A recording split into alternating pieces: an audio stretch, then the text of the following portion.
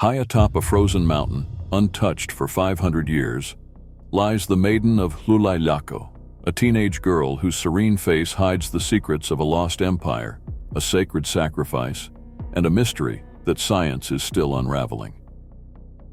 In March 1999, Johan Reinhard, an American archaeologist, and Constanza Ceruti, an Argentine anthropologist, led an extraordinary expedition to the summit of Mount Llullaillaco, a 739-meter, 110-foot volcanic peak that straddles the border of Argentina and Chile. The mission was both scientific and spiritual, to uncover evidence of ancient Inca rituals performed on one of the most sacred sites in their vast empire. The Incas regarded mountains as living gods, intermediaries between the heavens and the earth. Llullaillaco, one of the highest peaks in the Andes, was thought to be a place where humans could communicate directly with the divine. Legends and earlier archaeological finds hinted that the summit might hold secrets of the Incas' ceremonial practices.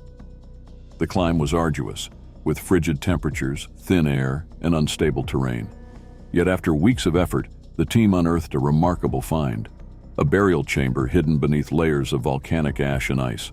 Inside were the mummified remains of 3 children, a teenage girl and 2 younger companions.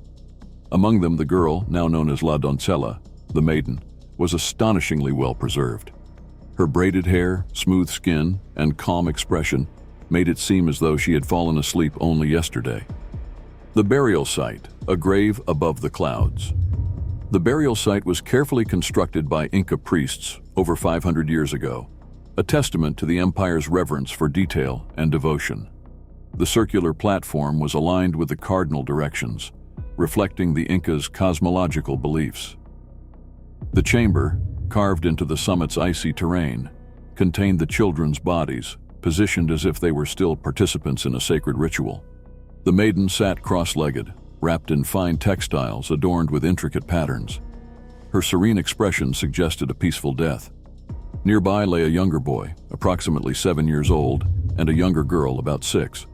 Their bodies were similarly well preserved, dressed in ceremonial garments and surrounded by ritual offerings.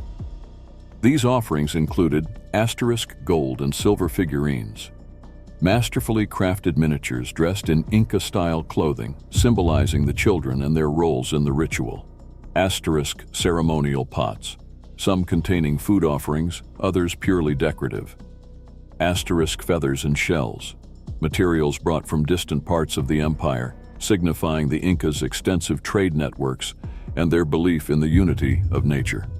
Asterisk textiles, finely woven fabrics dyed with natural pigments, reflecting the artistry and spiritual dedication of the empire.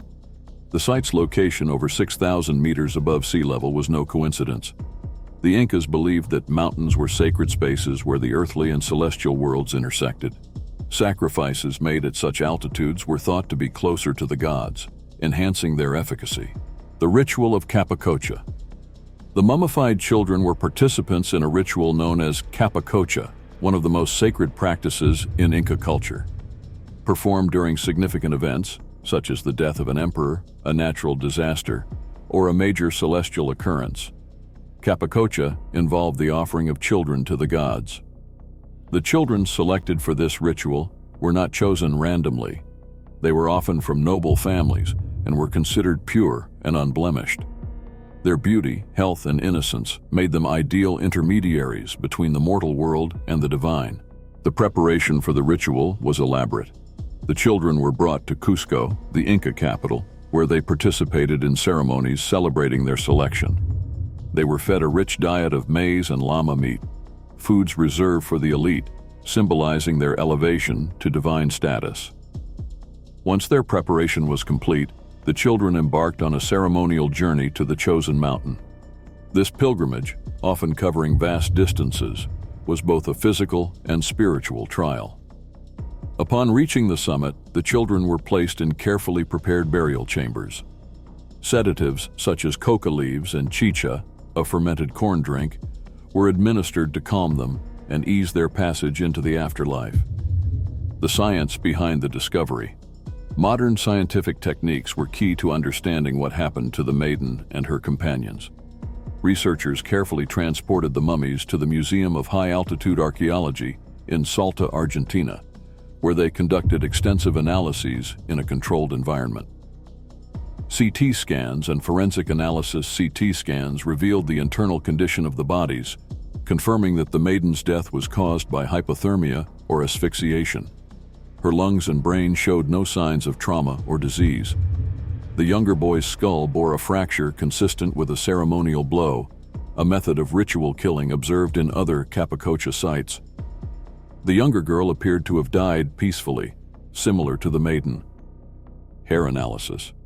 Hair, which grows slowly and retains chemical markers, provided a timeline of the maiden's diet and substance use. In the months before her death, the maiden consumed increasing amounts of coca leaves and alcohol. These substances, which had both sedative and stimulant effects, were likely used to reduce fear and physical discomfort during the ritual.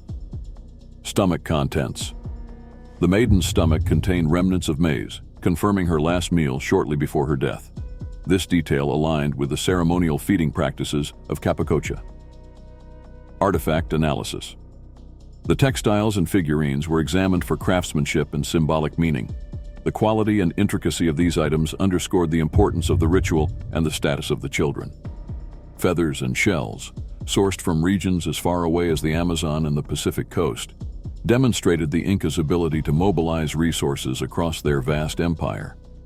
Piecing together the final moments. By synthesizing archaeological and scientific findings, researchers reconstructed the final hours of the maiden and her companions. After their long journey to Llullaillaco, the children were dressed in ceremonial clothing and given a final meal. Coca leaves and chicha were administered to sedate them, a practice designed to reduce fear and ensure compliance during the ritual. The children were placed in carefully prepared positions within the burial chamber. The maiden, seated upright with her arms resting on her lap, succumbed to the freezing temperatures and lack of oxygen. The younger boy's head injury suggested a more immediate form of sacrifice, possibly to ensure the success of the ritual. The legacy of the maiden. The discovery of the Llullaillaco mummies is one of the most significant archaeological finds of the 20th century. It has provided an unprecedented glimpse into the spiritual and cultural practices of the Inca Empire, revealing their beliefs about life, death, and the divine. However, the discovery has also raised important ethical questions. While the mummies offer invaluable insights into the past, some argue that they should have been left undisturbed on the mountain, as the Incas intended. Today, the maiden and her companions are preserved in climate-controlled cases at the Museum of High-Altitude Archaeology. Their presence continues to spark debate about the balance between scientific inquiry and cultural respect. A mystery preserved in ice. The Maiden of Llullaillaco is more than a relic of the past. She is a symbol of the Inca Empire's profound connection to the natural and spiritual worlds. Her serene expression, preserved by the icy grip of the Andes, invites us to ponder the rituals and beliefs of a civilization long gone. Thanks to modern science, we know much about her life, her preparation for sacrifice, and her final moments. Yet her story remains a haunting reminder of the sacrifices made in the name of faith and empire, a mystery frozen in time, forever bridging the worlds of the past and the present. Hey, mystery hunters! If you enjoyed unraveling today's mystery, don't forget to show some love by hitting that like button. It really helps us keep the adventures coming. Got your own theories or thoughts about today's topic? Drop them in the comments below. I'd love to hear from you. And of course, don't keep all the fun to yourself. Share this video with your friends, family, or anyone who loves a good mystery. Finally, if you haven't already, make sure to subscribe to Mystery Mug and click that notification bell so you never miss out on our next intriguing story. Thanks for watching, stay curious, and I'll see you in the next mystery.